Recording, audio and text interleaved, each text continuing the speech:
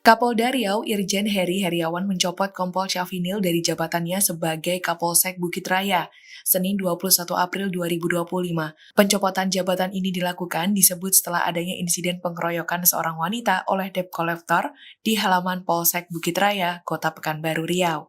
Keterangan ini disampaikan Irjen Heri secara tertulis pada hari yang sama. Dalam peristiwa ini, Irjen Heri menekankan untuk dapat menjadikan peringatan keras bagi setiap pemimpin di tingkat polsek dan jajaran. Dirinya menambahkan hal ini dilakukan guna memastikan keamanan di setiap wilayahnya, serta kedisiplinan personilnya untuk mampu memenuhi ekspektasi masyarakat. Irjen Heri juga mengingatkan, setiap anggota Polri harus memahami di mana jabatannya adalah amanah dan kepercayaan masyarakat.